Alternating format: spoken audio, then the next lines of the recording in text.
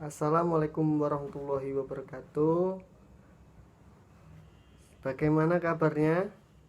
Kali ini kita akan belajar terkait SKI halaman 37 untuk kelas 7 ya. Tentang strategi dakwah Nabi Muhammad SAW di Madinah. Strategi dakwah Nabi Muhammad ini yaitu terkait tentang pemahaman Nabi Muhammad tentang Madinah. Sebelum Nabi Muhammad datang ke Madinah, Nabi Muhammad sudah mengenal lebih dahulu tentang masyarakat, budaya, adat di Madinah. Sebelum kota Madinah itu nama sebelumnya adalah kota Yastrib. Kota Yastrib ini merupakan kota strategis dalam jalur perdagangan yang menghubungkan antara kota Yaman di selatan dan Syria di utara.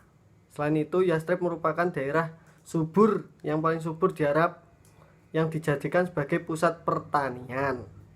Sebagian besar kehidupan masyarakat kota ini hidup dari bercocok tanam selain berdagang dan berternak. Sebelum kedatangan Islam di Yastrib ini, agamanya yaitu adalah Yahudi dan Nasrani.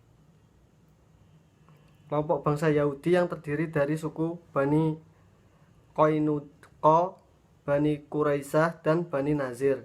Kelompok bangsa Arab yang terdiri dari suku Aus dan Khazraj. Pada awalnya kedua suku bangsa ini yakni Yahudi dan Arab dapat hidup secara berdampingan, saling menghormati satu sama lain dan sebagainya. Yang kedua adalah strateginya hijrah. Strategi awal dakwah Nabi Muhammad SAW di Madinah.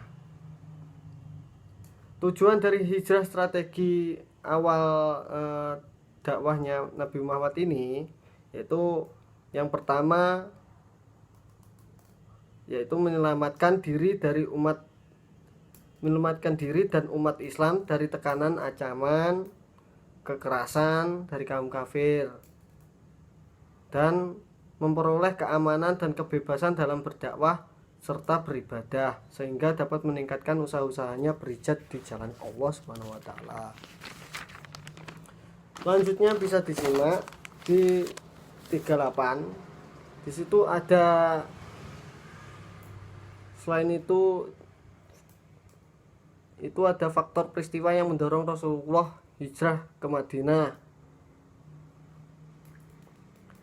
Yang pertama, ketika ada 13 orang dari Madinah yang menemui Rasulullah pada tahun 621 Masehi di Bukit Aqobah, mereka menyatakan masuk Islam di Bukit Aqobah dan melakukan perjanjian-perjanjian yang dinamakan Perjanjian Aqobah 1. Perjanjian Aqobah 1 ini. Yang pertama, isi perjanjian tersebut adalah masyarakat Yastrib akan setia melindungi Nabi pada saat di Madinah. Masyarakat Madinah ini setia melindungi Nabi pada saat di Madinah. Mereka rela berkorban harta dan jiwa untuk melindungi Nabi pada saat di Madinah. Mereka tidak akan menyekutukan Allah atau menduakan Allah. Mereka tidak membunuh dan berdusta. Mereka bersedia membantu menyebarkan Islam. Jadi awal mula keemasan itu berada di Madinah. Awal mulanya Islam itu berkembang pesat itu telah di Madinah. Ketika datang lagi yang kedua ini 73 orang yang berasal dari suku Aus, suku Khazraj pada tahun 622 Masehi. Sebelumnya mereka datang untuk ibadah haji, namun justru mereka juga mengajak mengajak Rasulullah untuk hijrah ke Madinah. Selain itu mereka juga berjanji untuk melindungi dan menjamin keselamatan Rasulullah, pengikut serta keluarga. Maka lahirlah perjanjian Aqabah II. Bunyi isinya itu sudah bisa dibaca sendiri. Yang pertama, untuk mendengar dan taat baik dalam perkara yang mereka sukai maupun yang mereka benci, untuk berinfak baik dalam keadaan sempit maupun lapang, untuk beramar ma'ruf nahi mungkar seperti yang sudah dijelaskan di awal, agar mereka tidak terpengaruh celaan orang-orang yang mencela di jalan Allah, agar mereka melindungi Muhammad sebagaimana mereka melindungi wanita dan anak-anak mereka sendiri.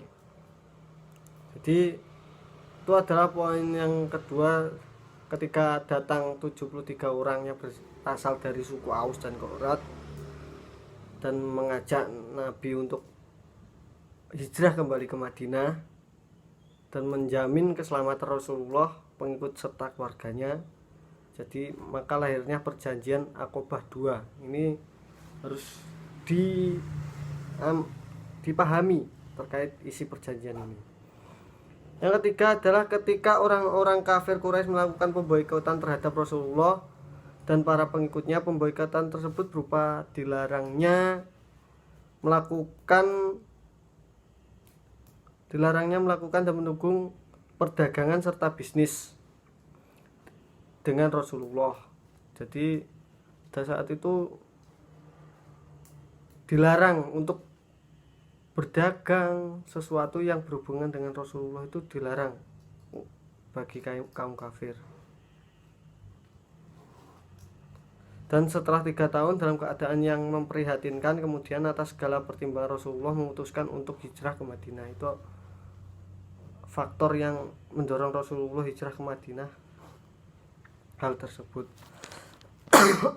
Adanya siksa-siksaan dari kaum kafir terhadap umat-umatnya. Melihat dari tersebut, Nabi hijrah ke Madinah untuk menyebarkan agama yang baik.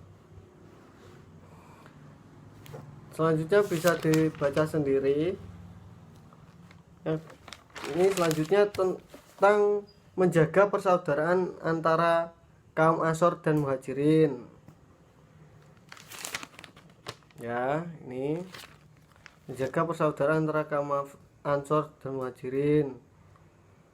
Muhajirin itu adalah sebutan bagi para pengikut Rasulullah yang berhijrah dari Mekah ke Madinah. Rasulullah dan para pengikutnya tiba dengan selamat di kota Madinah pada hari Jumat 12 Rabiul Awal tahun 13 kenabian. Tuh.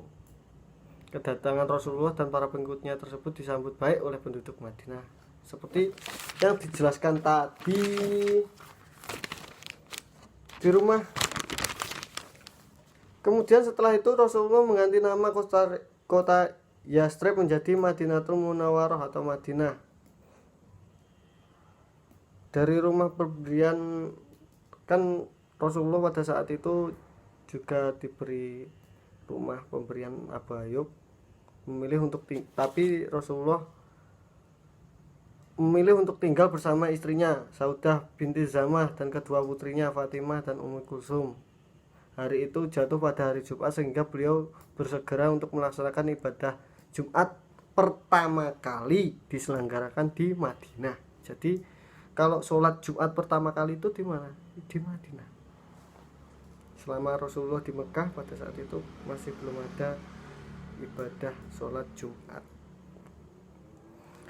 Langsung saja tentang dalam melakukan kegiatan ekonomi, kaum Muhajirin mengerjakan ladang kaum Ansor dan ada juga yang berdagang. Jadi terwujudnya ikatan yang kuat antar masyarakat antara itu Muhajirin dan Ansor.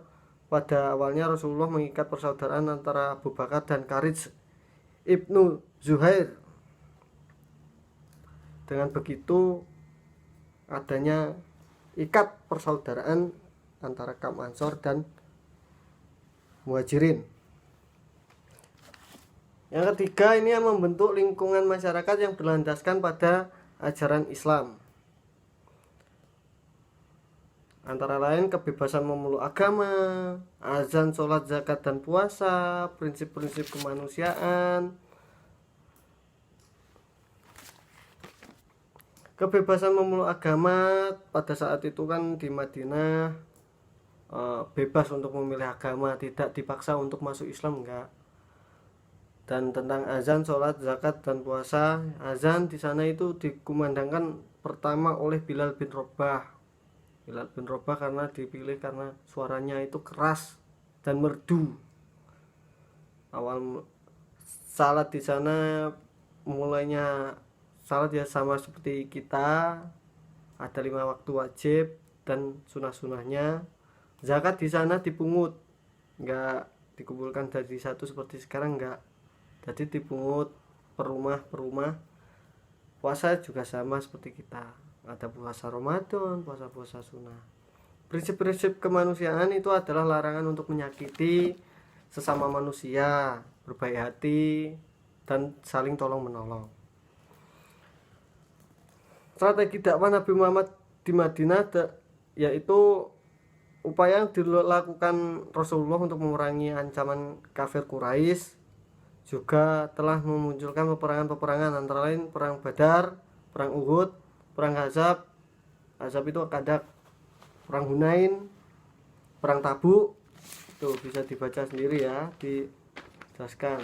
Ya, itu saja terkait penjelasan pada kali ini. Mungkin kalau ada kesalahan saya mohon maaf, dan tetap jaga kesehatan, rajin-rajin berolahraga untuk meningkatkan imun kita, dan jangan lupa kalau kemana-mana pakai masker untuk mematuhi protokol kesehatan. Itu saja, kurang lebihnya saya mohon maaf. Wabillahi taufik walhidayah, waridho walinayah. Wassalamualaikum warahmatullahi wabarakatuh.